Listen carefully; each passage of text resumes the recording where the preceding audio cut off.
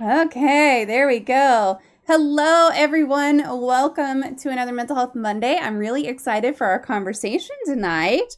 I think it's going to be a really good one. I hope that y'all came prepared with some questions and all that good stuff. For those who have not been here before, I am going to open up a question queue that you are welcome to pop your questions into. And Bite Mark is here, so I'm sure she's going to demonstrate for us. And while she does that, I would like to welcome Katie Bean to the podcast. Thank you so much for joining me tonight, Katie. Thank you for having me. I'm so excited to be here. Absolutely. So, a little bit about Katie, and I've got lots of social links and websites for y'all too, and I'll post those in just a second. Katie is the author of Fragile Thoughts, a Healing Memoir, which was published in May 2023 by New Degree Press. She spends her 9 to 5 empowering college students to embody a healthy lifestyle, and the rest of her time is spent trying to listen to her own advice, which is relatable.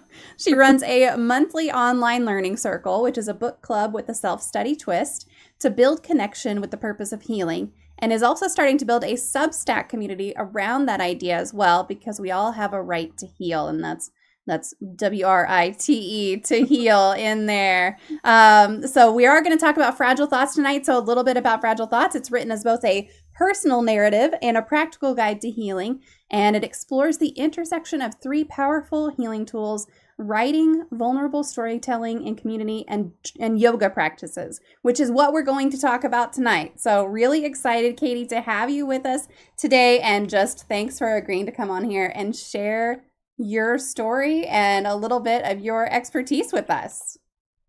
Yes, I'm so excited to be talking with you and your community. Yeah. All right, I've got some links in here. I am posting those. So if you are looking to connect with Katie, they're not posting in YouTube land, so hold on a second. If you're looking to connect with Katie and you're on Instagram, LinkedIn, TikTok, Substack, all those places, feel free to click through on any of these and make those connections. So I would love to know, your background is in education, right? So Yes. you went to college, you got an education degree, you started kind of in education, and then I know that you faced kind of a challenging work environment in your early career. So what did you learn from that, and how did you manage your own self-care in the face of kind of a challenge like that? Well, it's interesting. I did not take care of myself and during that time, and that was the biggest lesson, right? That was the biggest challenge.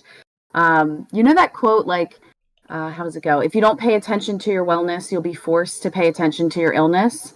Mm-hmm. That's what happened to me, right? So I was right out of grad school, and I was in this mindset of, I wanted to change the world for the better, and I was, willing to put in whatever it took to do it. I wanted to prove myself, prove my worth, right? And at the same time, I was in DC, which is a really kind of cutthroat environment. The culture there, the job I was at was pretty toxic work environment. And I was doing two people's jobs for a few years, not being paid. And, I had that whole imposter syndrome, was certainly playing a role. And I didn't want to let my family down. I didn't want to, I was the first in my family to get a college degree, let alone a master's degree. And, I had to prove myself, I had to continue to prove myself. And so all of this was just so much pressure and pressure and pressure. And all that pressure kind of got to my head, like literally, because I started getting migraines. I started getting sick in all Mm. these ways. My body was telling me that I wasn't paying attention to it, right? Like I wasn't paying attention to my wellness. I wasn't doing any of my self-care routines that I knew I needed. I didn't have time, or I didn't make the time. And so I started getting migraines. They became, and I never had them before. I've never had migraines before that time. And they started to get really serious, right? It was once in a while, and then it was once a month, and then it was a few times a month. And every time excuse me, every time I had one, it was like debilitating. Yeah. I couldn't do anything. And then it put me behind at work because I couldn't work. And I was stuck in this cycle. And I went to get tests done because I thought, don't ever look at WebMD if you have Mm-mm. medical things going on. I thought, something must be going on. And there was nothing going on. My doctor asked if I was stressed. And I was like, yeah, you know, like everybody's stressed. And then the stomach pains began, and these overwhelming pains that I would just drop to the floor. There were times where I would be at work and I would lay in a fetal position on the floor of my office. It was so Oh, painful. And I would push into my belly to like put pressure on it. That made it feel better. And then it would go away after 3 minutes of that. And I would get up and I would keep working, which I realize now is pretty insane. yeah. And so I was going to the doctor for that and couldn't figure out what it was. And he kept saying, I think you might be stressed. Are you stressed? You know, and I'm like I guess a little, but I'm pushing through, you know, I'm pushing through. And that was not healthy, you know, and so I kept working. And then I broke out in stress hives all over my body. I thought I was allergic to something. I went right to the doctor. They got me right in. And he literally showed me a book, opened a book, and said, here are your hives. And at the top of the page, it said stress hives. And I was like, oh. And he goes, you're stressed. Like, I keep telling you this and you're not listening. So finally, I was convinced that I was stressed. Yeah. I knew it, but it really took a lot. My body had to really take over and tell me that I had to resolve a way out of this, right? I had to get out of the job. I had to get out of that town. That whole situation was not for me. Mm-hmm. And so the lesson I learned was just how important it is to make time for self-care, because if you don't, you know, you're going to be forced to pay attention. Your body's going to tell you that you're not listening. I think there's, I don't know if it's an old Zen saying or if it's just an old, you know, Buddhist saying, but it's something like you should sit in meditation for 20 minutes a day. Unless you're really busy, then you should sit for an hour. Mm-hmm. And it's that kind of idea, right? It's like this idea of when you don't have time, that means you need it even more. And that was the biggest lesson I took out of that, was I was not giving myself the time. You know, I felt like I was working too many hours. I didn't have the time. I could have made the time. And that was the biggest lesson. Yeah, your body will totally give you away. Like there's no doubt in my mind. Like the biggest thing that I can tell people that will, if this doesn't prove to you that your body responds to stress in very particular ways, nothing will. Mm-hmm. Because when I was married in an abusive relationship, things would happen. I would get stress hives around my ring finger. Literally around my ring finger. And they would go out from there. They would go up my finger. They would go down my hand. And then they would start appearing on like my other hand and stuff. And it was just these little stress bumps, but they always started on my ring finger. And I tried like not wearing my ring, and that's still where they would start. And it was like, I don't know how my brain and body said that's where you need to put those, but that is where they started. And if that doesn't just tell you, like, your body is trying to tell you something if you're having all of these issues. But yeah, I mean, sometimes it's not easy to ignore those signs, but it's easier to say like, okay, well, I don't have a choice. I don't have a choice but to stay in this, situation, but to stay in this job, but to keep doing things the way that I'm doing them. And y'all already know, and I can already hear y'all saying, I'm not even going to look at the chat like, you don't take your own advice, because I don't. I live in stress world. It's the way that I do. But I've taken care of some of the stress that I can take care of. So yeah, man, your body was really just like revolting.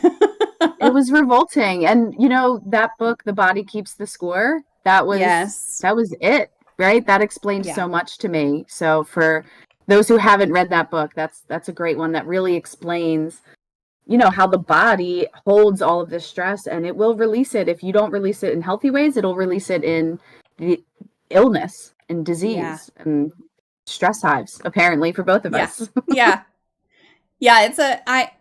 I don't know. I'm sure I've met other people who've had stress hives, but I've never met anyone that I knew also had stress hives. So, hi. Hi. What a bummer. I'm sorry for you.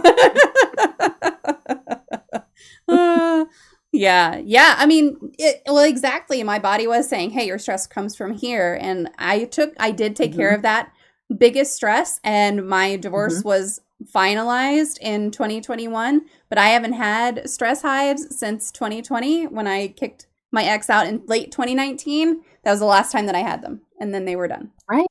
That's So, amazing. And same with me. I didn't have, once I moved and got out of the job and got out of that town, I didn't have a migraine again. Have not yeah. had one since. It took a little while for the stomach pains to go away. Turns out I had an Hmm. ulcer. My body started eating itself. Yeah. And so that took a little bit more of a change in diet to heal that. But once the stress was gone and, I didn't have orange juice anymore and a few of the other things, I haven't had any stomach pain either in Yeah. years. Yeah. That's great. I mean, that's really wonderful. So we do have a question in the question queue, and this comes from Bitemark demonstrating how the queue works. So, what is your favorite poem? Oh, my favorite poem. I love poetry. I write poetry myself. I like a lot of different kinds of poetry. I'm trying to think which one pops into my mind. Um, oh, that poem. It's fairly popular. People might know it. Do not stand by my grave and weep. You know what I'm talking about? Have you ever Yeah. heard of that? It's a beautiful poem. Um, I remember some pieces of it. Let me think. Just a few lines. Do not stand by my grave and weep. I'm not there. I do not sleep. Yep. I'm a thousand winds that blow. I'm the diamond glint on snow. I'm the sunlight on ripened grain. What's the next line? I'm the gentle autumn rain. Yep. Something like that. Yep. You're Um, exactly right so far. yeah. Yeah. So it's a poem that I've had. I remember when I was in college and my grandmother passed, my mom asked me what I wanted to contribute, into the service. And that poem was what I wanted to share because I really believe it too. I really believe what she's talking about that, don't go to my grave and cry. Like, I didn't die. I'm still everywhere. I have now just become a part of everything. Hmm. That's part of my like spiritual beliefs. So I think it's beautiful, and it's beautiful to think about, especially when grieving. Um, so yeah. Yeah. That's a really good one. I mean, there are so many really touching ones about death and about grief. It's hard to pick a favorite, but that one's right. That one's right up there because it is. It's just saying like, eh, don't don't stress. That's not me anymore. Which is what Yeah. I tell like my kids and my family. Like, I don't care what you do with me after I'm gone because that's not me Mhm. anymore. Exactly. So That's you not me. do whatever's cheapest, and then it's fine. Yeah, my mom Oh, right now and my parents, they're in their 70s and they're talking about, do you kids want a gravesite? Like, should we be buried? Should we, they're thinking about all that. And I'm like, I feel bad saying it. I'm like, Mom, I won't visit you there. Like, I won't go there. I don't yeah. think that's where you'll be. I'll talk to you every day. I'll find you in all kinds of ways, but Hmm. I'm not gonna like go to a gravesite. That's just not in my faith. And Yeah. there's nothing wrong if people find solace there. Of course, that's wonderful. But yeah. Yeah, exactly. There are plenty of people. I've got a cousin who I know because she posts pictures all the time of her visiting her mother at her Mhm. grave. And it's like that brings her comfort and that brings her Right. that connection. But like I I haven't visited my grandfather's grave since he died. And he died in late 2019 to breast cancer, and it's like he's buried first of Mhm. all the way up in Oklahoma, and who wants to drive that far? But I Mhm. but I still feel that connection with him all the time, not because I'm doing something Mhm. like that. So it just depends on you as a person and also kind of how convenient that is for you. But Certainly. yeah, like Yeah. whatever serves the people who are here is what I want for them. Exactly. Yeah. Whatever works for you. Yeah. Whatever, wherever you find that solace and that comfort, for Yep, sure. absolutely. So you're having all of this stress, and was that kind of the breaking point for you? Like, how did you finally say, enough's enough? And what was it like for you to make that decision and then finally be like, I'm done? Yeah. So it really was the second time I broke out in stress hives, not the first, but the second. And it was all over. It was in my gut. It started in my belly and went like spread outward from there, which again, it's like, that's your intuition, that's your gut. Like it's Yep. telling you, you need to listen. So the second time I broke out in stress, I was like, I kept saying like, I need to quit. I would tell, my friends this, I wouldn't tell my family. Anytime I talked to them, everything's great, on the phone, loving life over here, living in the big city, acting like, I was handling everything and everything was fine. But my friends knew, we were all stressed. It Yeah. was not an easy place to be. And I just felt like if I found another job, even, not just that if I quit that one, but even if I found another one, it would just prove that I couldn't make it, or I wasn't as smart as I was like pretending to be, or I wasn't, as brave as I should be, or as strong. And that's all, all that my own stuff in my head. No one else put that on me. But as luck would have it, what actually got me to be able to move home and still kind of keep on my mask is my sister finally got pregnant. And it was the first kid in our family.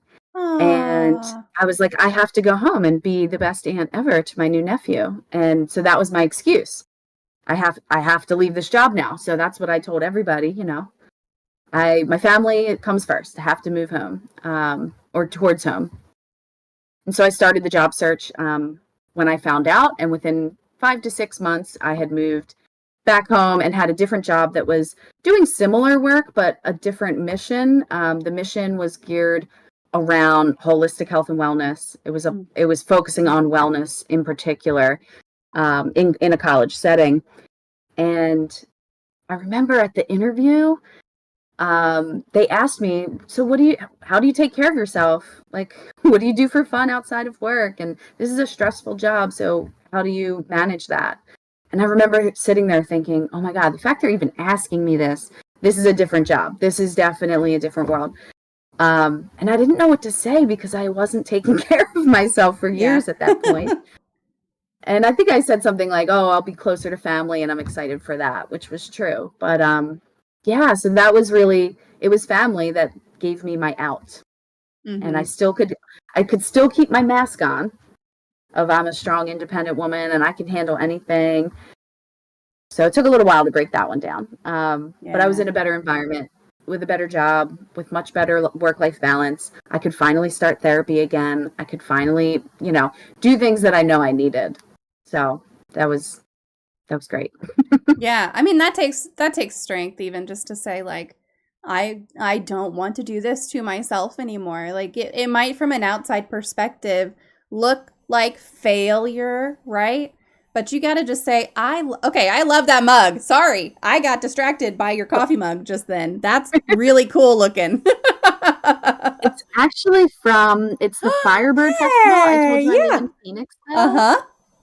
We have a really cool town in Phoenixville, and we have a Firebird Festival where they build like a 3-story phoenix out of wood, and then they burn it to the ground and have huge bonfire, and it's a whole festival around it. It's awesome. It's in December around the winter solstice. That is so cool. Yes. It is the coolest thing. Yeah, it really is. So y'all should come out and visit. Come to Phoenixville.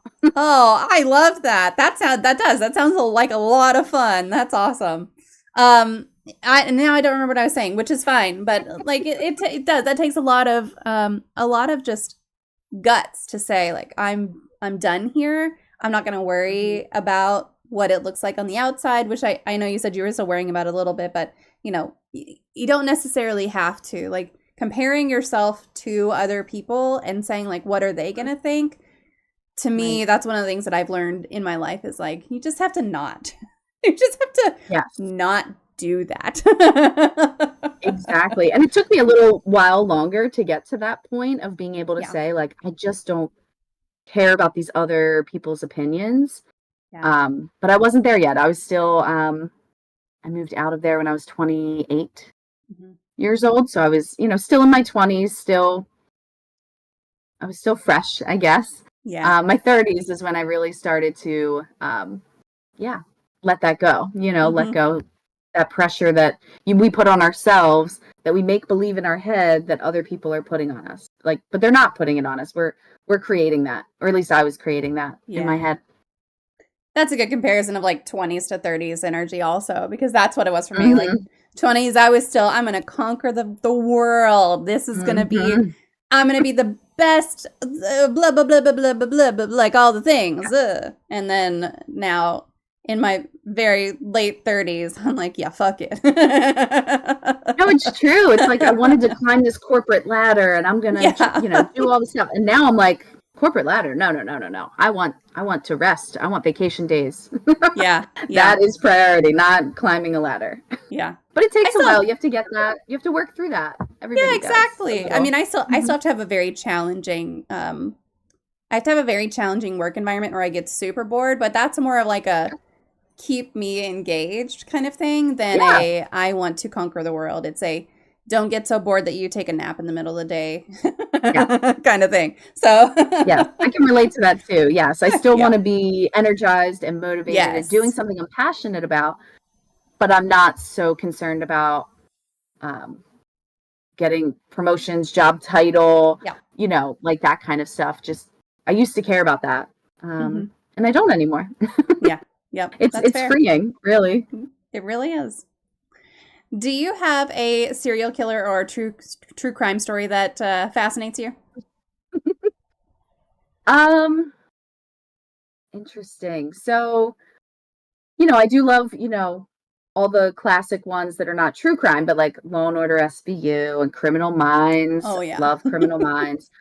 Actually, when I was in DC, when I lived there, me and my roommate, we couldn't afford cable, but the Ion channel plays Criminal Minds marathons all day, every day. That's like all they would play. So that's all we would watch, and we loved it. But true crime, I think I really did get into Making of a Murderer when that was Ooh, happening. that What was was a good that? A one. couple years Yeah. ago. Yeah, that I was really did get into that one. I feel like that was pandemic time, I think. Yes, Yeah. yes. And the other true crime I got really into that I think we all did during the pandemic was Tiger King, Yeah. right? I was really into that one. Those were at Did the same he time, I kill feel people or like. not? Or maybe Yeah, I just it watched was. them. Maybe I just watched them at the same time. I did Uh too. I did yeah. too. It was definitely the beginning of the pandemic. Like, what am I doing with my Yes. time? Yes, And that's what it was. exactly. I mean, those are two good ones. First of all, I have never in my head, for whatever reason, put Tiger King into the true crime category, but it is. Like now that you Oh, it say it that is. way, like that is so very much true crime.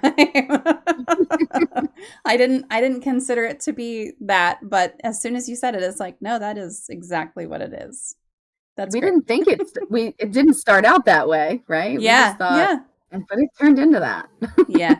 Yeah, it started off very much just entertainment and like WTF is on my TV right now.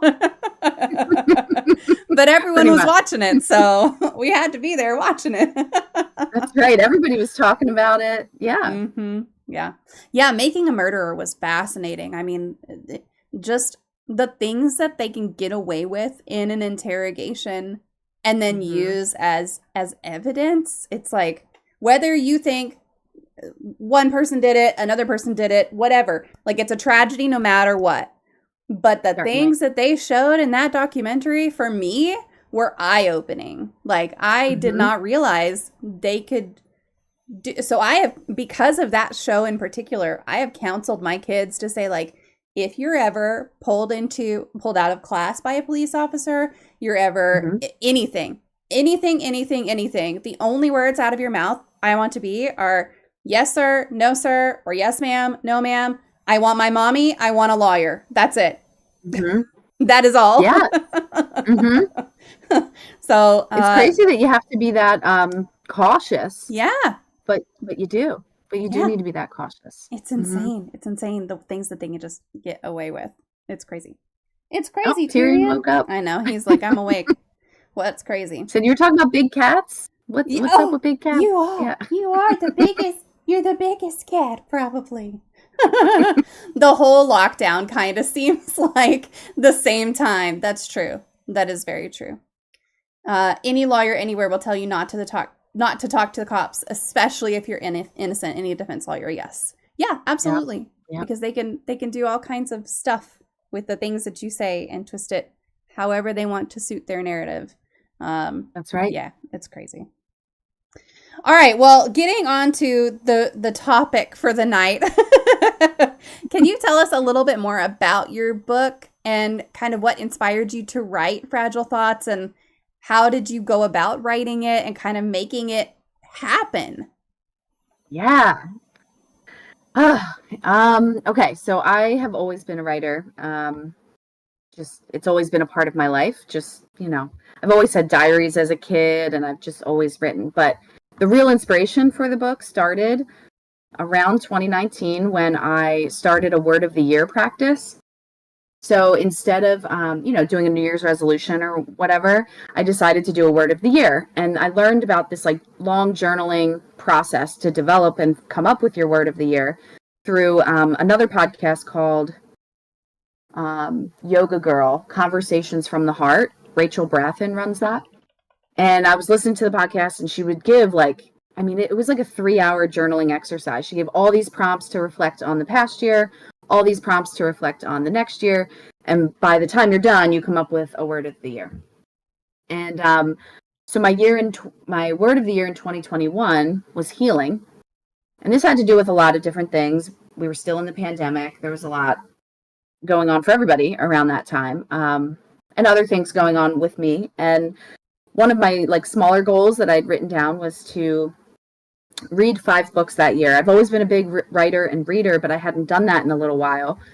And so I'm like, I want to do that more. I want to read more self-help, spiritual type books to help me in my own healing and spiritual development. And after I wrote that down, literally 3 days later, my yoga teacher called me as if I manifested it, because I believe I did. And she said, hey, during these COVID online times, do you want to run a book club online? I was thinking we could do that within the studio and help keep people connected. And, it sounds like your thing. What do you think? And I was like, yes, of course, I want to do that. And so it led to running this book club that we call a learning circle. That you mentioned in my intro, and it's really like a self-study book club. Rather than talking about the characters of the book, we talk about our own lives using the themes from the book.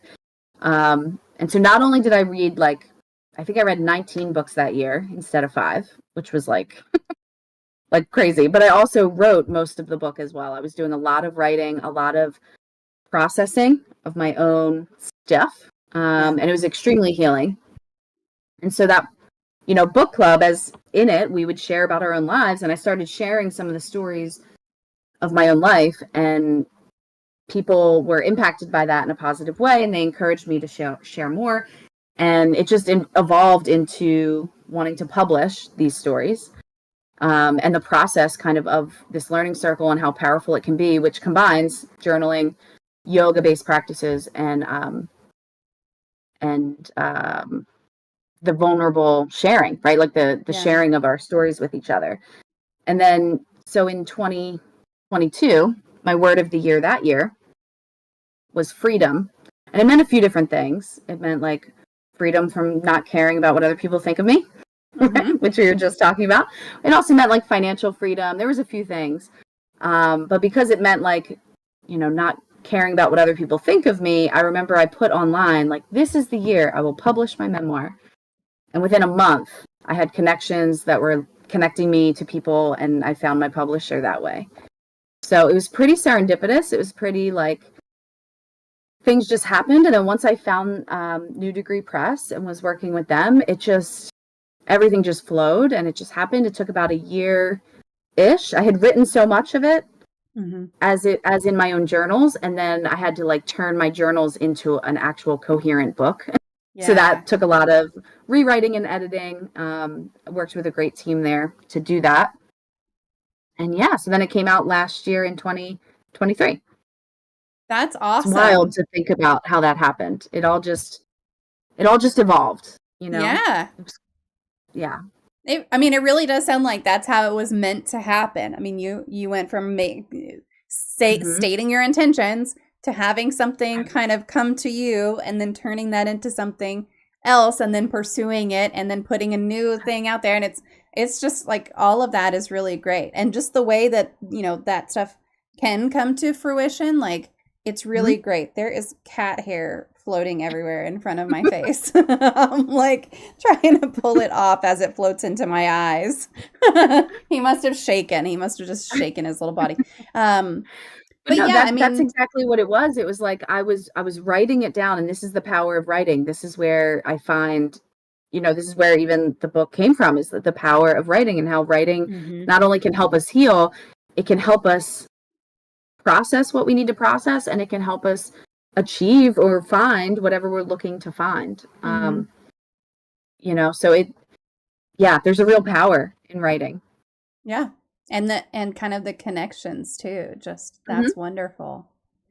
I am on Goodreads, and I know that they have the reading challenge every year where you can like sign up and say this is how many books I want to read, and I do that every year. I wish they had a way Yeah. to say I want to read this many of this kind of book, because Mm-hmm. that's something, if they had like subcategories, I think that would be brilliant to say like, okay, yeah, sure, I want to read 40 books again this year of nonfiction or of fiction, but I also want to read, I would set that bar real low for myself, like three, Hmm. maybe three nonfiction books, because I am just a huge fiction lover, and so Yeah, no, I am too. I'm but too. yeah, It's harder to read nonfiction, but there are it some books is. out there that are easier to read. Like when they're written in a way Yeah. that's easier to read because they're more like a story. Yes. Um, but I read like Eckhart Tolle, A New Earth about, oh man, and it's good stuff. It's really awesome, but I'm like, I fall asleep reading it. It Yeah. takes me a long time to get through those books. Yeah. And he's brilliant. I'm not trying to knock him or his writing, but it's harder to read about his theory on our soul's evolution, right? Like Yeah. it's just a little bit harder. Yeah. It is. And Yeah. there are, I really find it much easier, like you were saying, to read the ones that are written like a story, or ones that are broken into chunks where it's like, okay, you're going to read Yeah. about this for 20 pages and then you're going to move on to the next Right. thing because you can keep my attention for 20 pages. Right. Right. And then if you can move on to the next thing, that's great. Well, yeah, I mean, it really sounds like it was meant to be, honestly. Like from what you're Truly. saying. It sounds really Yeah, good. the synchronicities, it just kept lining up. It just kept Mhm. being easy, Yeah. right? Like when I tell people the story about how I wrote this book and how it was like it was easy. People are like, "What? Publishing a book is not easy." Yeah. And I'm like, "I know, but that's how it just happened. It was one thing after another. It just aligned and it felt like it made sense. And I mean, I still have a full-time job. It's like Mhm. it all just happened. It just happened. Yeah. Yeah, it's wild to think back on. That's And wonderful. that's how you know you're doing something that is meant to happen, Yeah, just following exactly. that path. Mhm. Hmm. I like that. So there's a comment in the chat that says, I feel like you should be reading nonfiction like Freakonomics. And I agree. I agree with that. Good luck getting me to put down my other stuff to pick up another because I just finished a nonfiction one. Good luck getting me to pick up another one for like a month. Which one did you just finish? I just finished one. It's called Badass Stories. Hold on. Hold on. Because let me just go into my Goodreads so I can tell you the full title of it. Because it's like stories of grit and healing and growth. And let me get to my let Sounds me get good. to my red books, and I can tell you. Badass Stories: Grit, Hope, Grope, Grit, Growth, Hope, and Healing in the Shit Show. Oh, that um, sounds great. yeah, and that's by Jodi Huckleberry Hunt, and it was fantastic. Like it was really, really good. And it's one of those that, first of all, is written with stories, and second of Yep. all, is written broken down in little chunks. Yes. Little chunks. It's Where helpful. yeah, it's like now you're going to read about grit. Great, you're done with that. Now you're going to read about growth. Great, you're done with that. So those little like dopamine hits along the way of I'm done with that part. Yay. For sure. Yeah. So you wrote this book and it kind of came together from all of this work. So how did you Mhm. weave together the writing and the storytelling and the yoga practices to create kind of a holistic approach to healing? Yeah, so it is a memoir. So each kind of chapter is a story of my life. And I do focus on the tough stuff. So each chapter is kind of like one tough experience, but it ends with like the lesson learned from it. Yeah.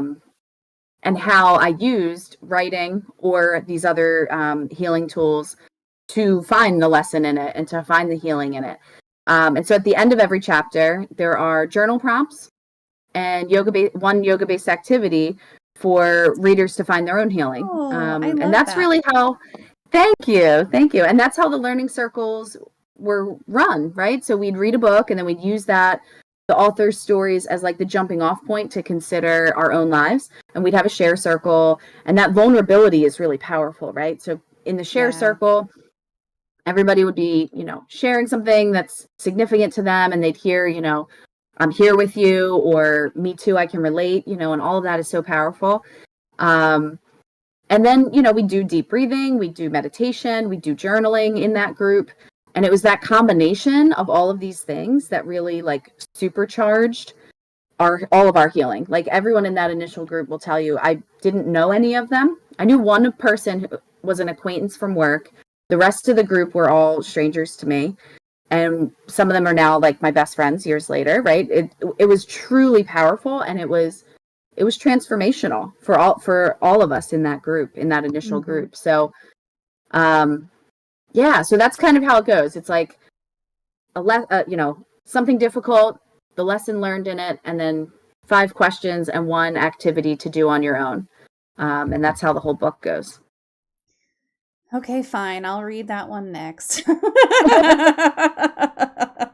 And I tell you, it does read like a story. One of the biggest feedback I keep getting from friends, family, and people I know that have read it is that like people read it in a couple hours. Like Yeah. it's not a long book, and especially if you like skip the journals and the yoga-based activities and you just read the story, you could read it in 2 or 3 hours, like Yeah. easily. So a lot of people do that, and then they go back and like work through the journals and do that kind of thing. Or I know some people also did the journals throughout, but then of course now that takes you a lot longer, right? Because Yeah, you're really like absolutely. processing as you go. So yeah, there's different ways to kind of do it based on your own preference. Yeah, I love that. I'm all for journaling if it's like a specific prompt, Yeah. and kind of you can take it and it's got a purpose. I have a tendency, and I work with my own therapist on this, but I have a tendency to write stuff down and then revisit it later whenever I'm Yeah. upset or something. Like I'll write it when I'm upset and revisit it. So if I journal without a prompt, it's something that I'm going to have to tear up and throw away at the end, or I'll just go back and read it later, and it'll bring up all the same. So that's different. But journaling to say like, here's this information, I'm going to, really target it towards what I'm supposed to be doing. I think that that's a different kind of journaling that I really do enjoy. I think that that's it can help you really think through what you've just read, because sometimes you read and it's like, okay, I just read that, and then for me like 3 seconds later, for some people like 3 days later, they're like, what did I read? Yeah, and I think too, it's like, writing, it gets everything that's all jumbled in our heads, and can like when we put it on paper, at least for me, when I put it on paper, I can see it more clearly. Yeah. It's a discernment process, being able to put it on paper, and not just well, yes, like just writing my emotions of what I'm mad about or what's happening can be cathartic. That's typically not the most common that I do, right? I find a lot of targeted prompts like you're talking about, or specific strategies that I've done over the years that have been more helpful than just like the diary type. I've always had diaries as a kid and teenager and stuff, and so that's what actually is really helpful about diary type, just writing about what happens in your life and how you feel about it, is I had all these journals in my basement. Like I had a tub of like journals from being a kid and teenager years that I've kept. And when I was writing this book, I would go in my basement to find something. Like I was writing about when I was 12 and a friend of mine died. And it was a really tough time. And I was like, Yeah. let me go find my journals from when Jerry died. And wow, I was seeing, of course it brought back all the memories, but it brought the emotion. So then when I wrote about it in the book, it was, right from my journals, really. Yeah. So it's pretty cool to look back on it in some cases. Yeah, absolutely. Yeah. I would not want to look back on my teenager diaries, which I feel like I did keep a diary, but also not for very long because then I had siblings who would try to like find it and stuff. So Oh, there really? was that too. Yep. I I hear mean, that all the time from I tried to people. find It's so theirs, mean. so It happens. I Siblings, like this encouragement in chat, like, hey, there's all three. Just you've read one, then read Freakonomics, and then read this one. and you're practically done already. That's wonderful. I like writing because talking out loud to myself tends to be frowned upon. I just talk to myself out loud. I do too. I talk to myself all the time. Yeah. Although mostly I sing to myself, and the other day my 10-year-old tried to have a very serious conversation with me about why do you sing so much? Why do you sing so many songs? I was like, babe, you're not going to understand it at all. And then the very next day, he bust out into song about something. I was like, haha, you're getting it too. That's so funny. He's taken on your, characteristic of singing. He is. Love it. It's a family. I was going to say a family curse, but it's like a family blessing, I think. Yes. He thinks it's a curse right now. So I think you've already kind of talked about this a little bit, but I want to get to kind of the, direct answer of how did writing serve as a healing tool in your own life? And if someone were listening to this and saying, I would love to explore writing as a form of self-expression and healing, what would be your advice to them if they're just starting out? Yeah. Yeah. So writing had been a part of my whole life because I actually had a speech impediment as a kid. And so it was hard for people to understand me. And people would always ask me to repeat myself. I had to go to speech therapy until I was in 6th grade. And so people made fun of me, other kids are mean, of course. So I didn't want to talk when I was a kid. Now you kind of can't shut me up. But when I was a kid, I didn't want to talk. And so writing was just what I did all the time. And it was a way to communicate. I wrote notes to my friends in school instead of talking to them in class. And over time, I learned that there's so many ways to journal, right? Like I talked about the diaries where I would just write my feelings or thoughts or what happened to me that day. And as I was saying, when you put that on paper, it gets really objective, right? You can look back on it and you can start to find connections. And what happened when I was writing my book and writing my stories, even before I knew I was going to publish them, what I learned was when I would write the story, more would come that I didn't even know. Thinking about it, more would come out, and I don't know why that is. I don't know why when you start writing, you find things that maybe your brain just can't find when you're just thinking about it. I don't know why, but that's what happened to me, and so I would also start to make these connections between events or experiences, right? I would realize that, this is connected to that, or, oh, maybe, I keep saying the same thing over and over again as it relates to this. Like maybe there's something there. And I would just discover more things when writing versus just thinking about them. And there's so many more ways to journal than just dumping all your thoughts out. There was a few strategies that my therapist 20 years ago gave me that I've been using for the past 20 years. And some of them are things like writing your stories in third person. It helps you become even more objective about it. And it can help you figure out, especially if there's shame tied to your story or to some situation that you're a part of. We feel shame because we feel that we did something wrong or we are to blame. And when we put it in third person, you can start to see that, of course, you wouldn't blame that person. Yeah. They're the victim in the situation or whatever, the situation is. And so the third person objectivity really helped me. And also rewriting parts that you don't like. Change it. Write a story, right? And change it into a happy ending and see what that feels like. Or change the things that you couldn't control, right, in real life. But pretend you had control. What would you change? Write it differently.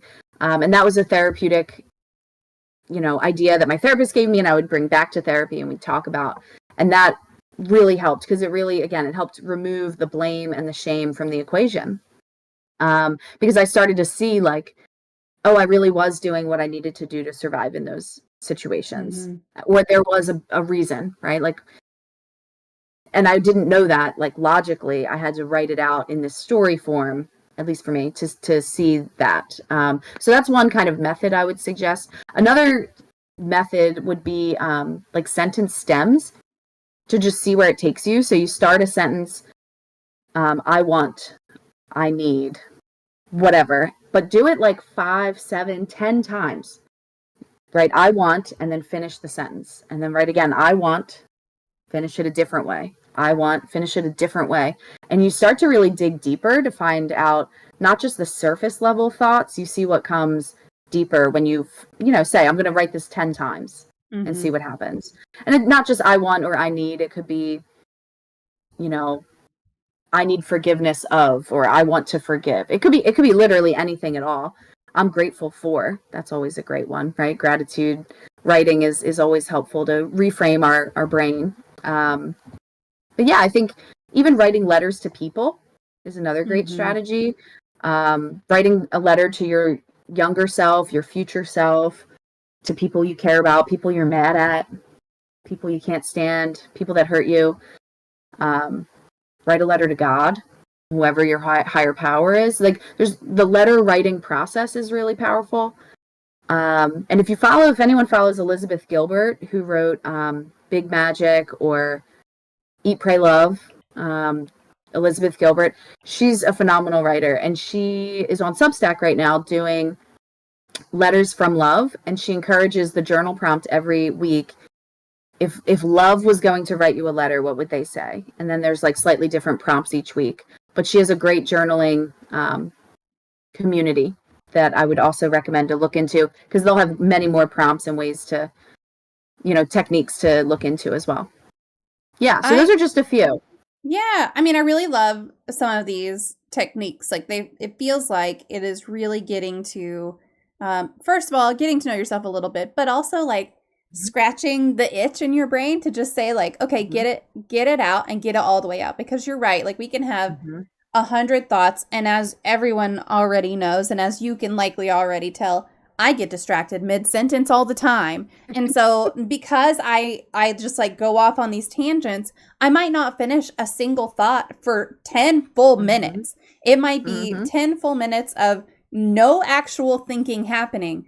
But if you're journaling, it kind of keeps you on task to say, no, finish that thought, like get it out there, get it down on that paper. And I'm sure for plenty of people that is super, super helpful. Yeah, I like that. Yeah, you kind of get to the core, you get deeper. Yeah. Because a lot of times too, it's a coping strategy to not allow yourself to sit with yourself and to really think about some of these things. Yeah. And so this kind of, gently encourages you to sit with yourself truly for a little bit and think about whatever, your stories are, whatever your experiences are that maybe you want to learn more about or dig more into. Yeah, I like that. And then there's a couple of comments in the chat that I want to make sure to read. First of all, Bite Mark says, hey, fellow speech therapy goer. Hi. I forgot that you went to speech therapy, Bite. I totally forgot. That about you. So, and then she also says, writing letters to people and not sending them because I deserve to speak my truth, but other people don't necessarily deserve to hear it. Ooh. That's so true. Yeah, I definitely don't recommend sending those letters. No. Keeping them, burning them, anything like that would be. Well, that's why I have to rip things up and throw them away, because I am too tempted to send them. If I'm writing an email or if I'm writing a letter, like I'm tempted to just be like, you know what? I said what I needed to say. You need to sit down and read it. I got one for you, Mama, and you're going to hate it. Do I feel 10 times? Yeah, I don't like that already. Yes. I already don't like that. That's it. Whoever said that, you're onto it right there. Yeah. Yeah, and you're It's a right. I good would one. hate that. I'm surprised my therapist hasn't made me do that one. Like we've had lots of Sure. feeling talks and everything, but never that particular like 10 times writing prompt kind of thing. I'm surprised she hasn't done that. And now with my luck, she probably will. We are manifesting it for you. We are manifesting it for me. No, you may not get my therapist number. Absolutely not. So if someone is kind of listening to this, like where would you recommend that they start? Is there a good website or something that they could get specific prompts from? Is it something like joining your Substack? Is that a good place to start, or what's out there? Yeah. So Elizabeth Gilbert would be one great place. Mhm. Buying my book would be another great place. But yeah, I think there's so many, you could just Google. I mean, there's so many Yeah. free available resources around this. Um, that you can easily find very accessible resources around journaling prompts for healing. If you put that in, I know I've searched that plenty of times and have found things. Um, I do think, yeah, so I started a Substack, and in the Substack, it's new to me. It's not something I'm super familiar with, but it's kind of funny. My word of the year for 2024 was playful. And I wanted to really get back to the joy of life, of writing, because I did spend so much time like writing to publish, and that it drained me a little bit. Turn it into After a job.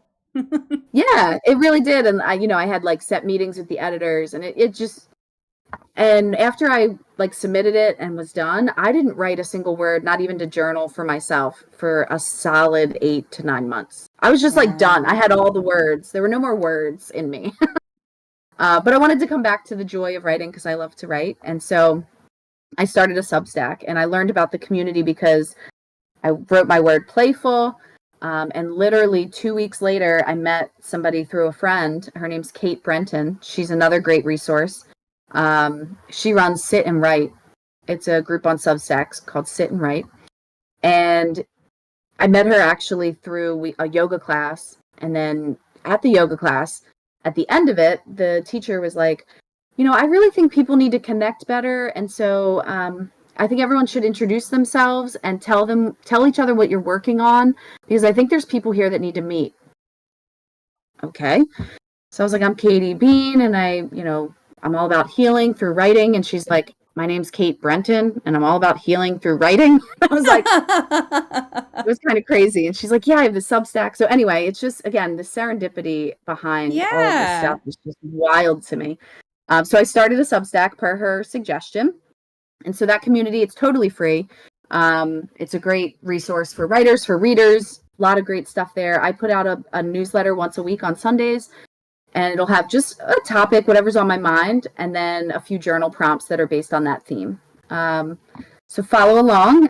There could be stuff there, but I'd also suggest, I said Elizabeth Gilbert already. I would definitely suggest her as well, because she's fabulous and has a lot of great journaling prompts. Yeah, and those are the ones that come to mind. I'm sure there's more, but like I said, even just Googling, you'll find so many Yeah. great free resources around that. There's tons of journals you could buy, but also, Mhm. yeah, you can find it for free. Yeah. And just see what comes up for you. Just start writing. The stream of consciousness writing is also a useful one. So just writing whatever comes to you and seeing what happens could be helpful too. Do you recommend writing by hand or typing more? It's a good question. I think there's a real benefit of writing by hand, holding the pen and the paper, you know, getting getting it out on the page, but also there's benefit in being able to, if you're a really fast thinker and you Mm-hmm. can't write as fast as your brain moves, then typing is really better for you because you're Mm-hmm. going to be able to get more thoughts out, and that's better. Um, if you have pain, if you like can't write very long, then of course typing is better. I I've done both. Mm-hmm. Um, I've written so many journals. I have full, like I said, still in my basement from all those years, but I have like 5 or 6 at my nightstand table right now. But I still type all the time too. Mm-hmm. So I don't know. I do a mix of both. I think Whatever's that's your great. preference. Yeah. Hey, Yeah. and that's exactly it, right? I mean, I feel like with a lot of things, related to mental health. Like, you take what serves you and you leave the rest. If it's not working for you, you just leave it. You don't have to do everything that someone says worked for them, because it might not work for you. And so if you prefer to write, get some pretty gel pens, some colors, some glitter pens. I mean, hell, whatever you want. Or 12 different shades of black pens, whatever you want, whatever floats your boat.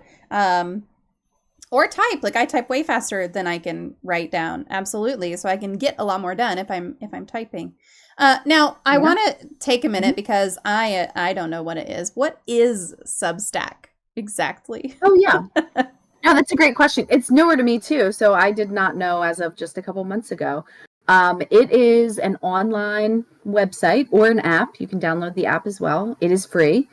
And everybody who's on there, it's not a social media. And they even say all the time, the people that are on it are like, we're not letting this be social media. It is for writers to post a newsletter, and that's what you can sign up for. So you subscribe to whoever you want. Oh. Some people do charge. So, you know, the big people, like big famous people who can, you know what I mean? They might charge. They'll offer free content, and then it'll be like, if you want to see the rest, you know, pay X amount. And that's how people make a living. So that's cool. But there's so much free content on there as well. And it's all kinds of whatever. It's photography, it's creatives. There's photography, there's so many writers for so many different kinds of things. And you can find whatever your interests are. And then you can subscribe and you'll get their newsletters, and it'll just compile them if you're on the app.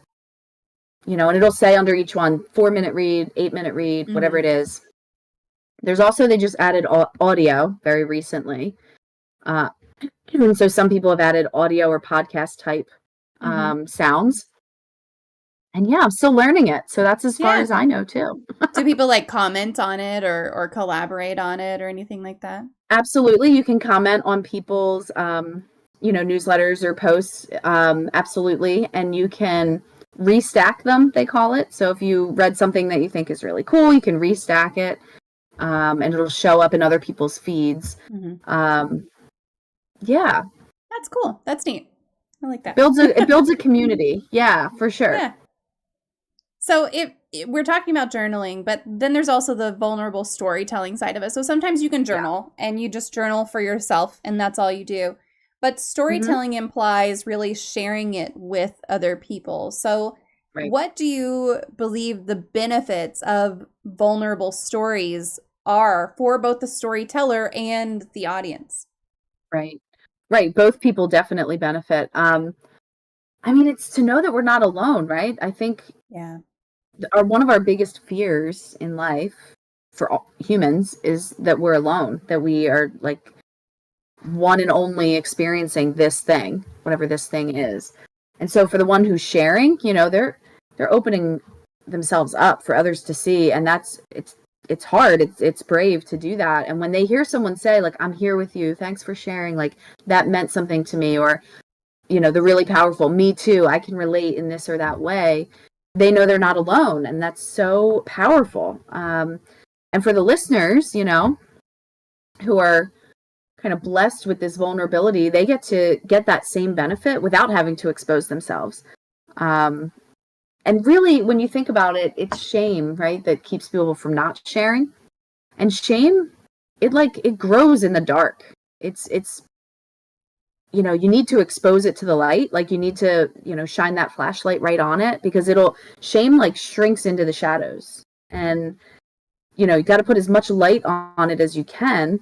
And when you do that, you can be a beacon then, you know, for others. And that's what I think is really powerful about sharing our stories. I've gotten nonstop response from people saying, I can relate to that. I can relate to that. And it's so rewarding for me to know, from small things to big things, you know, that I put in the book, it's all based on the same shit that we all deal with. It's like the same fears, the same worries.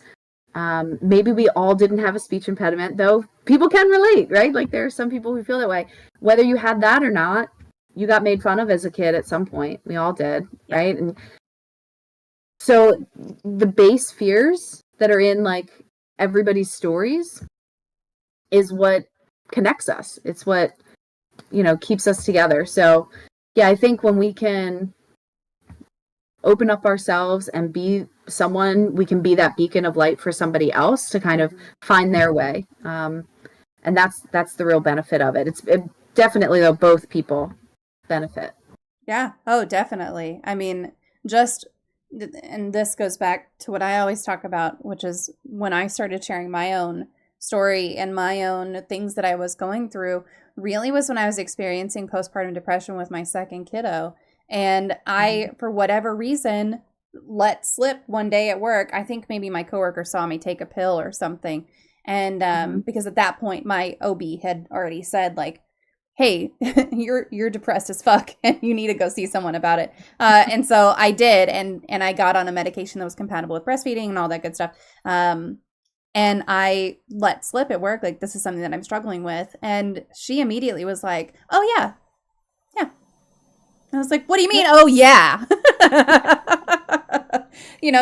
So talking about things openly for me has been really rewarding, just in knowing that I'm not alone. But then you are letting other people know that they're not alone either, because someone else is experiencing kind of the same thing.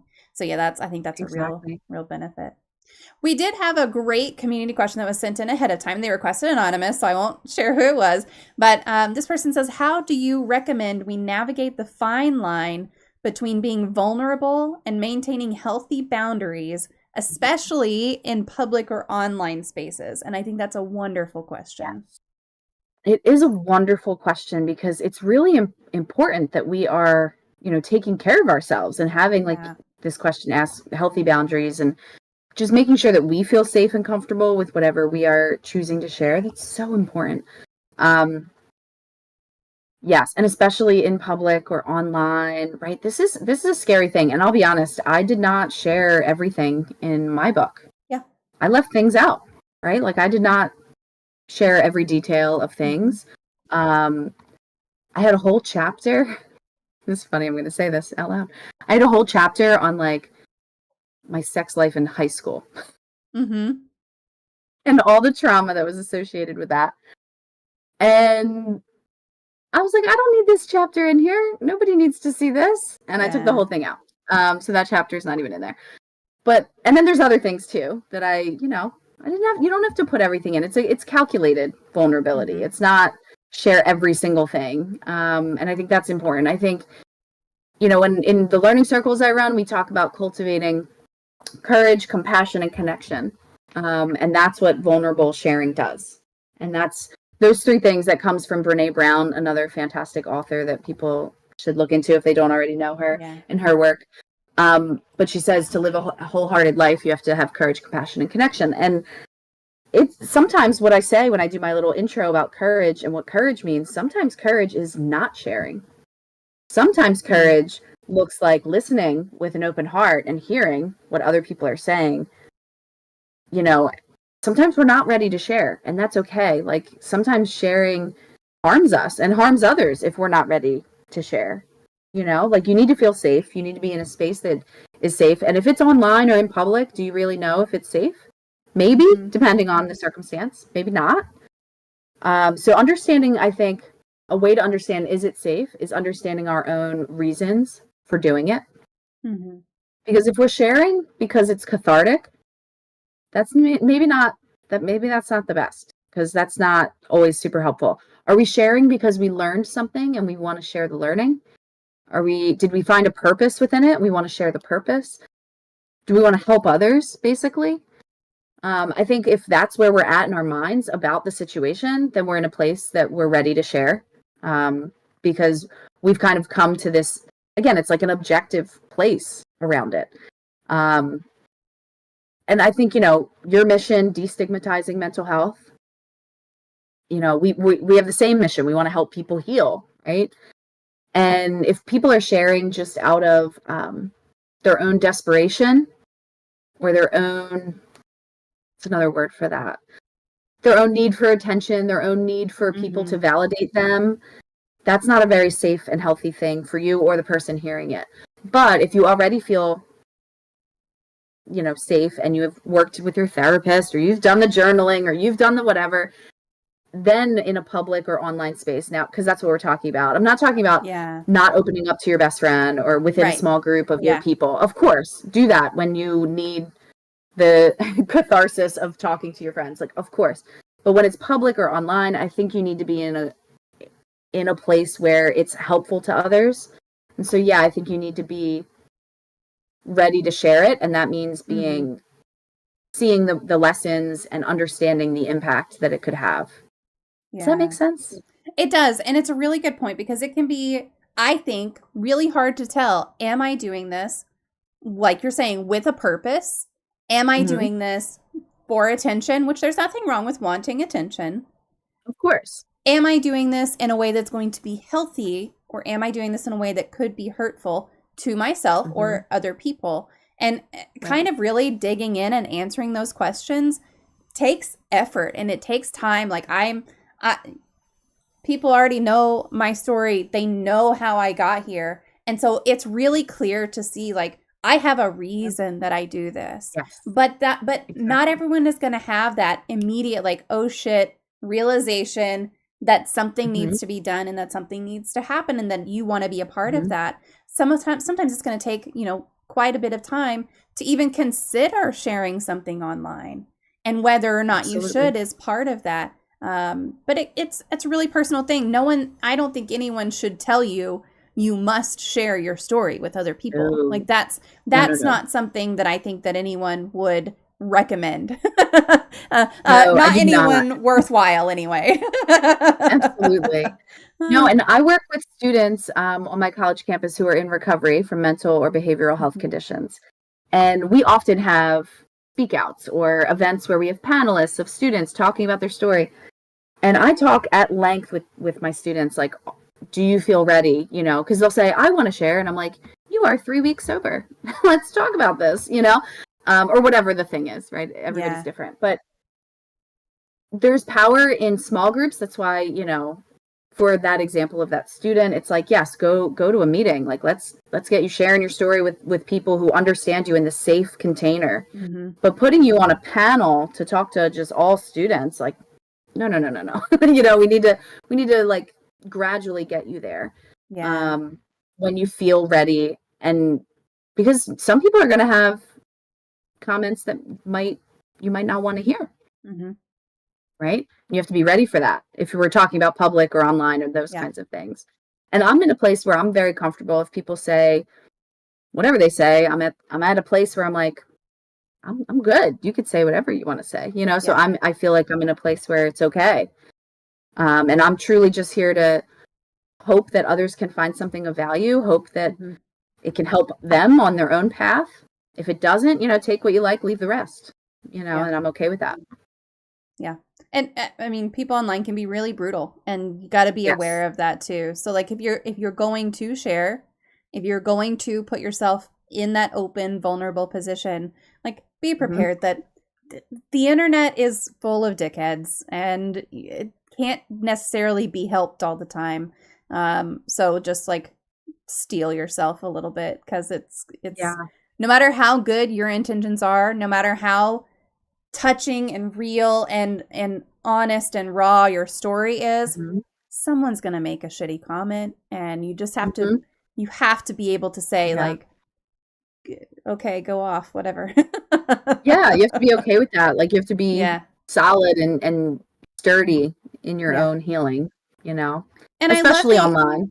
I love the idea with kind of starting with a small group and saying like, if it's something like an AA group or whatever it is that you're going through, there's trauma survivor groups and all kinds of things for anything that you need. And having that small group of people who understands what you're going through, maybe that's enough of a, I feel better getting this off my chest, that then you don't have to go online where there are going to be people.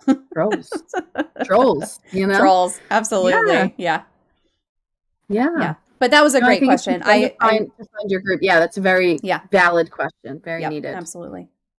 So we talked about journaling. We talked about vulnerable storytelling. So can you talk a little bit about yoga and how that can be beneficial for mental health and emotional well-being, especially if you're struggling with something. Yoga. Yes. So writing was always a part of my life. Vulnerability was in and out of my life for a long, long time. Both were very healing. When yoga came into my life, it is as if all this healing just sped up. It was supercharged. Yeah. It really was. And so, I think a lot of people, when they hear yoga, they think about just the physical practice of doing tree pose or like warrior pose, whatever. Cool. That's a part of it. Yes. But there is such a deep, rich wisdom from like the ancient sages about yoga that is what I'm really talking about. Yeah. So, even in my book where like each chapter has a yoga based activity, it's not really anything movement based. It's like a meditation. It's different things like that. And so, I always like to tell people who are new to yoga the Yoga Sutras of Patanjali, written over 2,000 years ago. It's kind of like the main book. I'm a yoga teacher too. All the yoga teachers have to read it. It's one of the main books. And in Yoga Sutra 1.2, so it's the second line in the book, it says, the purpose of yoga is to still the fluctuations of the mind. That is the purpose of yoga. It is not I did about not know that. physical postures. I know. A lot of people don't know that. And so the whole idea is like when you're on the yoga mat, it's practicing self-reflection. It's figuring out what's happening in your mind when you're doing challenging things. And it's practicing in that moment for life off the mat. That's literally what it's about. So, my yoga teacher, Kate Goodyear is her name. When I found her as my teacher and I was learning more the spiritual side and the mental health side of yoga, because of course I got into yoga through physical stuff, right? Like I found a Groupon. Yoga's expensive. I found a Groupon, went to a few places. It was all about just like a workout, like a physical workout. And that was fine, like, for being a workout. But then when I found my teacher and she talked about things like breath control, all of these postures are actually breath control. We're trying to control our breath in all these postures.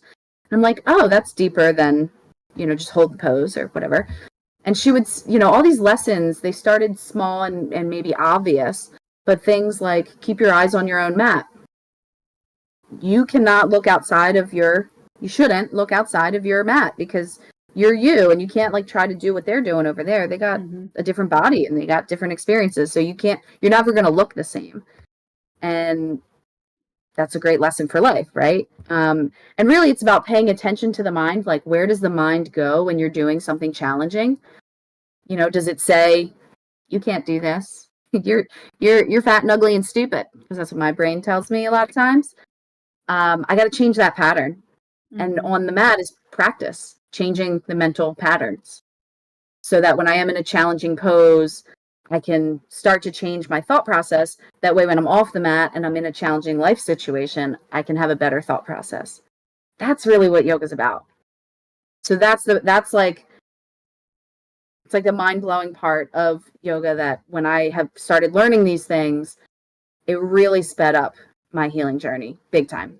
Big time. And yeah, I'll stop there because I could talk about this for another 3 hours. So I'll stop right there. I'm here for it. I'm here for it. Like so I enjoy yoga and I really enjoy it for kind of the stretching and the breath control. Like I like those kinds of things and they suit me well. I just do it like in my house. But long time ago, when I actually went out to the gym and all that good stuff, there was a great yoga class that I took, but it was very, very focused on the physical. So how many yoga classes really focus into that level? Because very limited experience with actual yoga classes. So how rare, I guess, is it for a teacher to focus like that? No, you're absolutely right, because I probably went to easily a dozen different studios with different teachers before I found my teacher. And so it's not the most common, unfortunately. It's, to try to find a traditional, you would look for these words in their kind of mission or blurb online: traditional, spiritual, like literally the tagline for the studio I go to is "We're more than just poses." Oh, So I that's like like that. pretty obvious. Yeah, yeah. But yeah, I mean they're out there. They're definitely Hmm. out there. And they're online, and you can find even free YouTube videos at home. Trauma informed is another word that might help you find some classes or people, teachers who are using that kind of perspective, the traditional perspective. Hmm. I mean, yeah, I have been to teach this way, then this Yeah. way, then this way. And like that's good and fine if you want to work out. Like that's great if that's what you're looking for, not knocking that. But for me, it's like it's so much deeper than that. Yeah. And it's much more a spiritual practice than anything.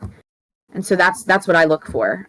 So classes that have a long Dharma talk in the beginning, which is basically giving some kind of lesson, and then throughout the class, they're bringing it up again each time you're doing a pose or moving through a sequence. They're reminding you of that lesson that they were teaching in the beginning. And that, I Yeah. mean, that's just so healing. Hmm. I really like Yeah. that. I mean, so I took mine in a gym that I was already a member of. It just happened to Mm-hmm. be at the time. Normally, I would do the kickboxing class, but it was a different day and it was a yoga class. I was like, I'll try it. And then I wound up going to that yoga class several times. So, I mean, it's not surprising that it was very, very focused on the physical Sure. aspect of it, given the setting. I wonder, I'll have to look and see if there are any yoga studios down here that are specific to that. I live in a pretty small farm town, so online might be my only Yeah, it might be option. hard. But It might be but hard. but It's I'll not have to the look most into that. common thing. Yeah, Yeah, yeah. definitely. I don't know. We've got some cool things. There's a really cool like bookshop, coffee shop kind of vibe down here in some areas. So I'll have to see if there's anything and give it another try maybe. Because I like that. I like the pulling in the practices that really go beyond the physical. I think that that's something Yeah. that could be very beneficial because look, I've been healing from many, many things, and I think I will probably Mm-hmm. always be healing from many, many Mm-hmm. things, and that's okay. Like it's not that I'm not healed about some stuff, but there's just always Mm-hmm. things you can do. So Always things. Yeah. And yoga is really a mind, body, and spirit connection. It's, a holistic practice, truly. Yeah. yeah, yeah. I like that. Um, it's been quite a while, but I used to do like a 10-minute yoga stretchy thing to the Marconi Union waitlist track, which was studied and proven to be relaxing and anxiety reducing. The beat of it slows, so doing poses by the counts and breathing with them slows your breathing automatically. I love that. Mm. And fun fact, fun facts with Mama here. For some reason, every time I see that Marconi Union, I have to really focus on saying that because when I glance at it, I see macaroni unicorn. When it's written every time, I glance over there and I'm like, oh yeah, that macaroni unicorn song, Weightless. I don't know why. That's just what my brain does to that Marconi Union, not macaroni unicorn. You're cracking me up. I don't know why it's that. So, for someone who is just beginning their healing journey, are there any practical tips or just simple exercises you would recommend, whether that's yoga or journaling or storytelling or whatever? Yeah, I mean, it would be all three of those things for Hmm. sure, right? Yoga would definitely be one. Again, trauma informed or traditional yoga teachers. Um, Breath work, meditation. I think it feels really heavy to be like a meditation practice. It feels like a big deal. I don't know. At Yeah. least to me, when I first started, it's like, oh, meditation, it feels like a big deal. But all meditation is sitting down and trying to not think of anything. I know that that's people say like try to just not think or like calm your thoughts. Like that's impossible. Your brain is constantly active and your mind moves and thinks of things. That's doing its job. That's what it's supposed to do. And it's just paying attention. It's just noticing what's happening in the brain and in the mind and Mhm. what thoughts are coming or excuse me, what physical sensations you're feeling. It's just like noticing them and paying attention. And I remember I was listening to this I guess it was a podcast, maybe it was a YouTube video or something, with with Ram Dass, a yoga teacher, and he was saying, that someone came to him and was like, "I can't meditate. I tried, I can't." he's like, well, what did you do? And they're like, oh, well, I sat down and I just tried to focus on my breathing, but my mind kept going. So I kept focusing on my breathing, but my mind kept going. So I can't meditate. And he was like, you just described meditating. Like, you're an expert practitioner. If you sit down and your mind goes someplace and you try to refocus, it's literally it. You're doing it. Yeah. And that really hit me. I was like, yes. So I think it's a lot easier than easier. It's not easy. I think it's a lot simpler than people think it is. And to just really give yourself 5 minutes, 3 minutes, 1 minute, whatever you can, to just pay attention to what's happening in the mind. Mm-hmm. You could try to control everything in your life, which I know we all try to do, right? You can't control anything. You can't control anything except your thoughts. It's the only thing you can try to have some awareness and control over, and it makes a world of difference. So I would suggest, starting with breath work, meditation, just trying to be aware. And breath work, really, just taking deep breaths, it's so powerful. Like just taking 3 really long, deep breaths activates the parasympathetic nervous system, allows your whole body to relax. And so really just sitting and breathing is powerful. And it doesn't even have to be while sitting, right? While doing the dishes, while whatever you're doing, while driving your car, you can take deep breaths and focus on, your own self-awareness of your breath. And that's a really powerful practice. That alone has changed my life.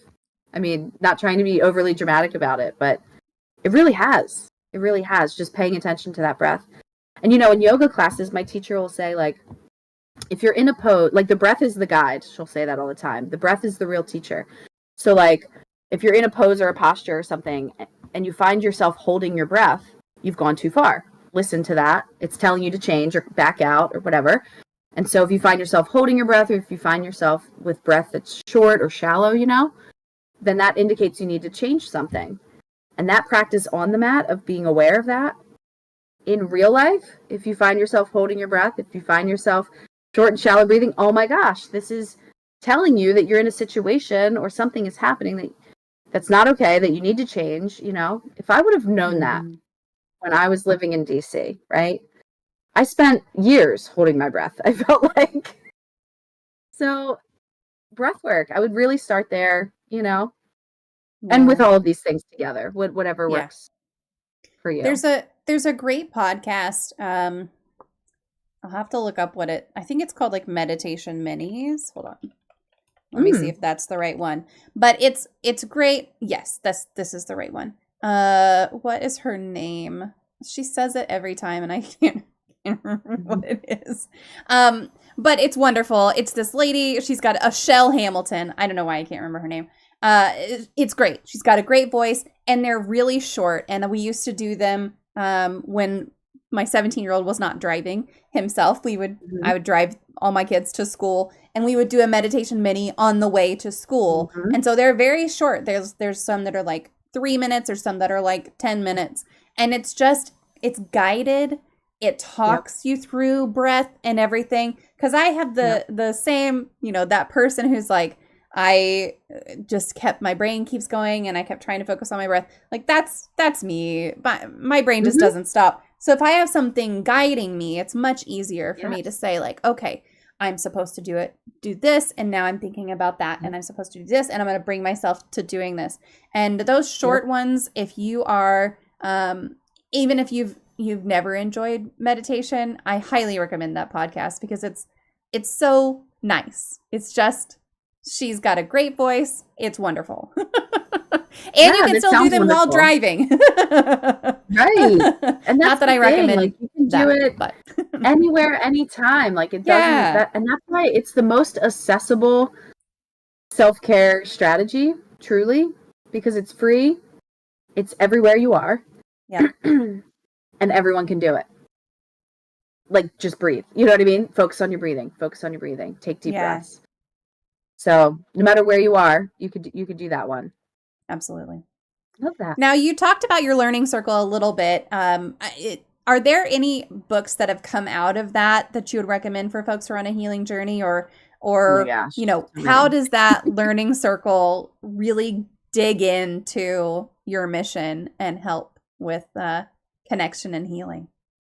Yeah. So I'll start with the first of that question first. Yeah. So there are so many books. I mean, we could be on here for days, but I will just pick like my top three. The Gifts of Imperfection by Brene Brown.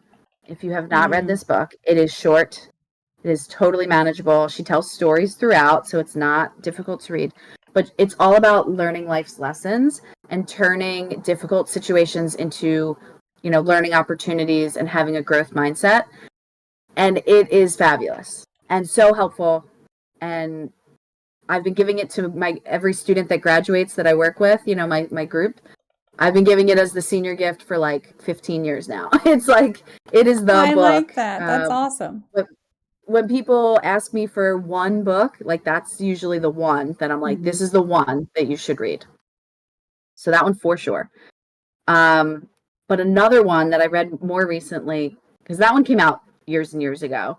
More recently, there's a book called um, Burnout. What's the subtitle? Burnout: The Secret to Unlocking the Stress Cycle Mm. by Nagoski twins, Amelia and Emily. And oh wow, this book. I so recommend it. They have pop culture references throughout. It's so fun to read. But it's science based. They're going to talk to you about what happens in the brain, what is stress, what is the body doing when it's stressed, how to stop the stress cycle, like biologically. And this book actually, not exaggerating, changed the way I live my day to day life because I realized they give you like specific strategies. I actually created a workshop at work for students. I'm like, this book is so powerful. Here's like the top 10 things you need to know in a 30-minute workshop. And I give it to students all the time. And it's one of my most popular workshops. It's so digestible, which I think is important when you're talking about these types of books. It's digestible.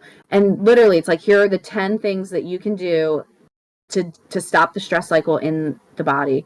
And I'll just give you one to know about. Breathing, obviously, is going to be one of them.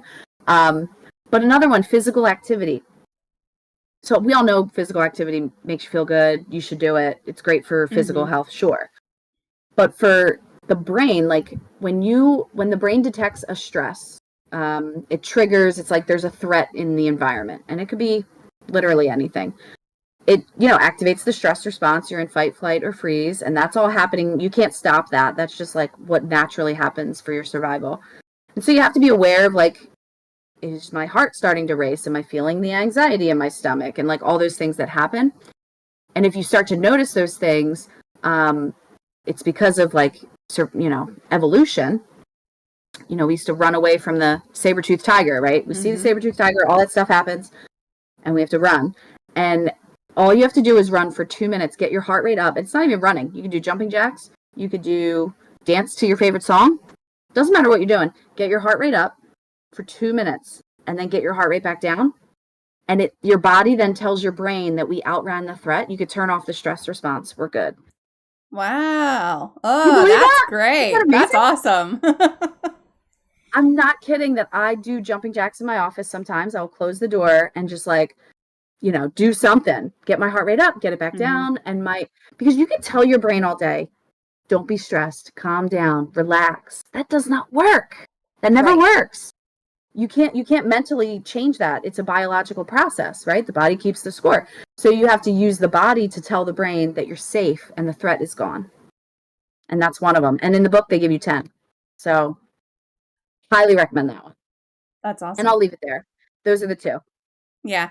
Well, so one of those, the second one, the burnout one, was already on my want to read list. So now it's like double Yes, down on the want to read list. for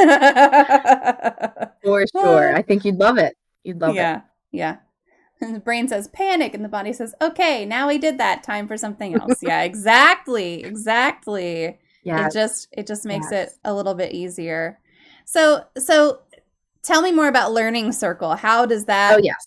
How does that kind of facilitate a shared discussion around healing, and how does it help?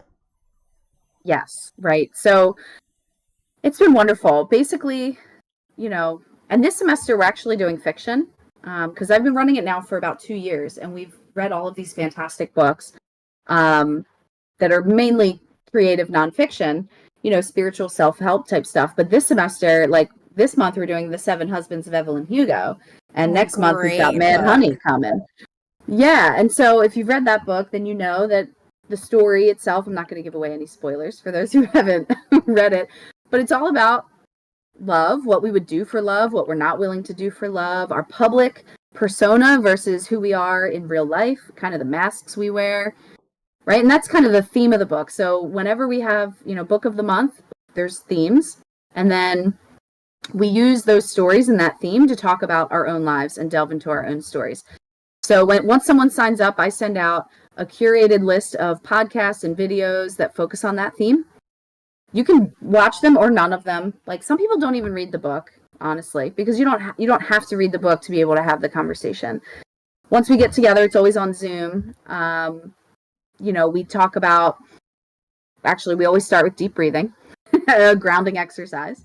And then I have prompts prepared for us that are based on whatever that theme is. So like I said, for the Seven Husbands book, it's like, what are the masks that we wear and for whose benefit? What would we do for love? What are our limits or conditions? What are things we're not willing to compromise on?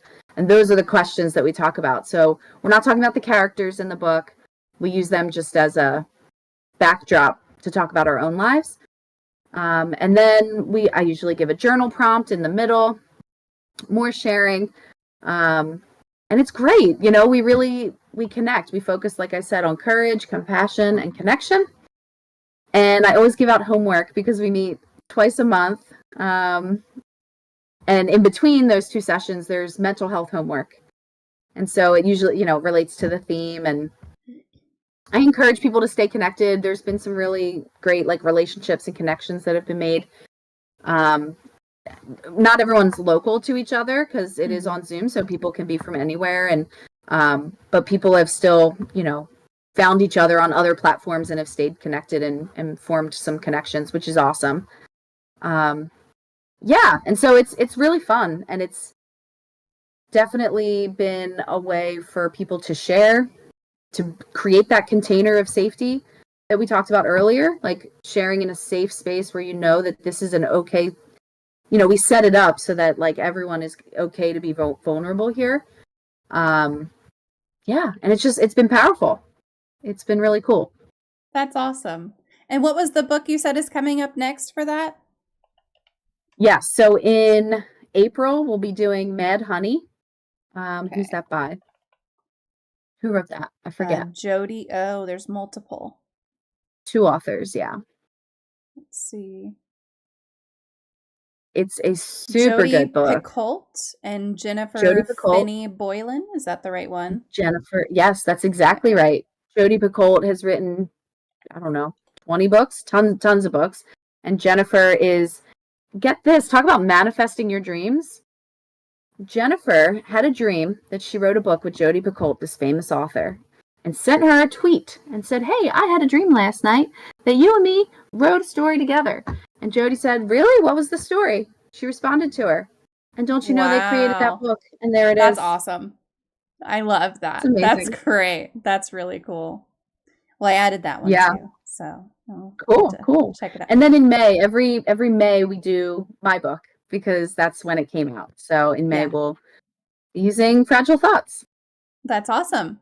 Now, if people are interested in Learning Circle, how do they join? How do they get there?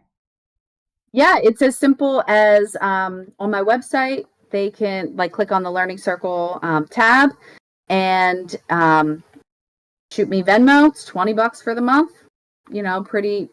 Pretty standard there. And then once I receive that, I'll have their contact information and be able to send them that curated list and go from there. Awesome. They'll get the Zoom link and I just posted the website again. So if anybody's interested in joining that, feel free to pop on there and do that for sure. Okay, cool. We're wrapping up towards the end. So if anybody has any more questions that they want to make sure to ask Katie, feel free to pop them into the chat. And we're going to get to the last couple of questions here. So what is your favorite life hack? Yes, I love life hacks. I was thinking about a few, but I think my favorite one of all I started doing a couple years ago, which is, I don't remember where I learned it, but someone had said to use your computer password to type out something that you are like a goal that you have in mind. Because you know how there's research, Oh, the more you write your goals, the more likely you are to achieve them. yeah. So you type your password, I don't know, 20, 30 times a day on the computer, like just constantly, right? Every time you go away, you have to type it again. So for a while, my password was like take 5 deep breaths, exclamation point. So like as I would type it, I would start taking the deep breaths. It could be anything though. It can be remember gratitude 1, 2, 3. It could be go to the gym 3 times a week. It could be like gym 3 times or whatever your goal is, right? And just use your computer password for good. I love that. I have never thought to do that. That's really cool.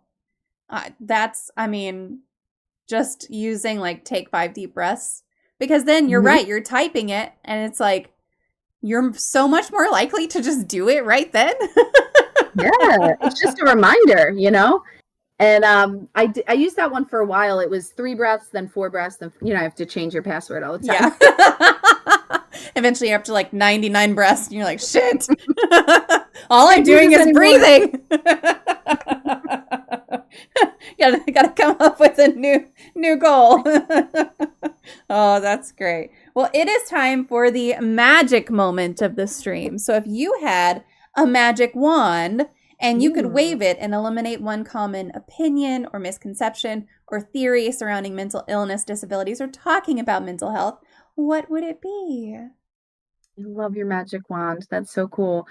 Um, I would get rid of shame. I would just throw shame right out the darn window Yeah. because shame is what keeps people from not opening up and not seeking help and not talking to each other. So I would just get rid of the whole idea of shame.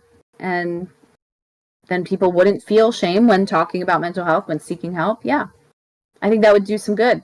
It really would, for sure. And this came from Bite Marks. She sent it to me through Amazon. So we've Amazing. always had this magic moment at the end. It's always been the closing question. And it was one of those things that she was like, "You need an actual magic wand," and so she got it for me. That's It's the one. It's sweetest really good. thing. It's really good. But yeah, Love eliminating that. shame. I think if we could do that, like that would make so many things so much better for so many people. Would. So I It would. absolutely agree with that. Well, I don't see any And you're other. doing it. You're doing it, Mama. You're working. You're making it happen. So thank you. I'm working on it, and so are you. So we're out here doing it. I don't see any other questions, but Bite Mark does say, I just want to say thank you so much for being here. I had a good time, learned some things, and added some books to my to read list. And I will echo Wonderful. that as well. Like my Goodreads just grew by probably 10 books tonight. So that's great. But thank you Awesome. so much for being here, Katie. This has been a beautiful conversation. And I hope that this helps you make some connections to help with your next goal. And I'll just kind of open it Yes. up to you and say if there's Yes. anything that you want to talk about that you're working on or anything like that, feel free to just take the mic for a minute. Yeah, no, I appreciate that so much. And, we talked about the learning circles. That's definitely been just such a passion of mine. It's been so fun to meet new people. So yeah, I think that and the Substack community of writers, that like those 2 things is where I'm spending most of my time, and would love to see people, join for free on Substack and see some of the writings, the journal prompts, join that community, share with each other what they're learning about. I love hearing from people. So Yeah. yeah, that'd be great. I'll have to check Thanks out for letting me Substack. share all that. That's new to me. So, but I Mhm. just joined what are the two that I just joined? I just joined Threads.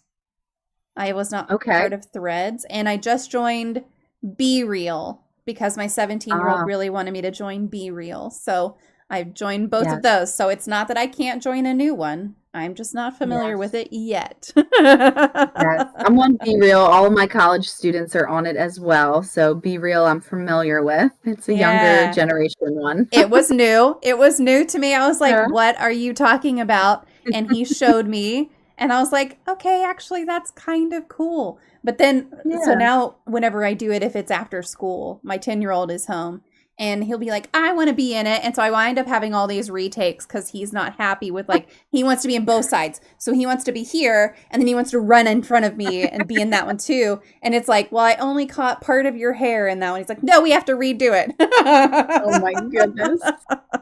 Like, you're missing the point. We got to see I two know. things, not one thing, twice. But I actually really enjoy, that just the element of like, what are you doing right now? Everyone Yeah, just talk about, like, show me what you're doing. That's it. It's great. It's wonderful. I think it's really cool. So, yeah, I uh, agree. but I'll have to check out Substack too. That'll be my next new one. Yep, it'll give you a lot more things to read if, that it's similar to, like, if you like Goodreads, and if you're a Mhm. reader, it's just going to give you short things to read that are fantastic. Yeah, that's So, great. yeah, Well, thank you so much, Katie, for being here and for joining us and for this conversation. It's been really lovely. thank you. It's been awesome. Thanks. Absolutely. All right, chat, give me Bye. just a minute to disconnect with Katie, and I will be right back. Stick around.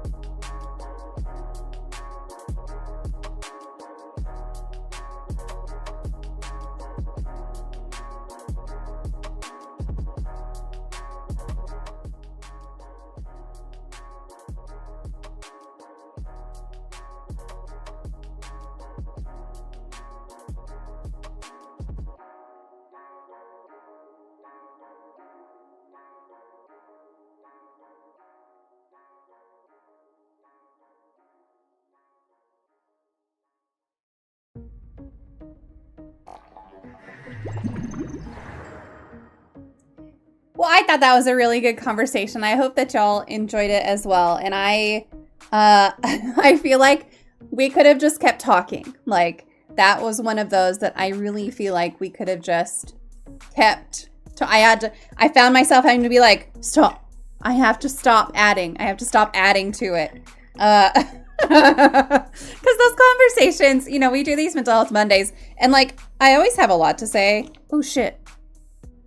Oh shit. I'm spilling pills.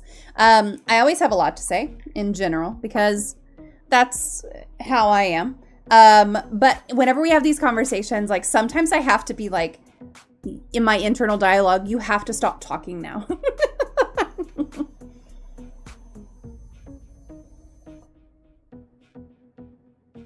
Don't spill things. Don't spill pills. Look at this pretty color. This color, it's a hollow taco color. Of course it is. It's called Overbrew. I'm Overbrew. This is part of the witch set. Is that not so pretty? Also pretty ring. You know. And these pretty rings. Look at these pretty rings. This one's like purpley color. This one's got amethyst in it, which is my birthstone. And this one's got, oh, both of them have amethyst. Okay, well, there's that. Oh, what is it, kitty? What is it? I was not showing them you. Okay. We are going to do stuff. One moment. I'm going to end the feed on YouTube, and then I will restart it because y'all know YouTube do be YouTubing. So goodbye, YouTube. We'll be right back with some Civilization. I think I'm going to play the rest of the Pirates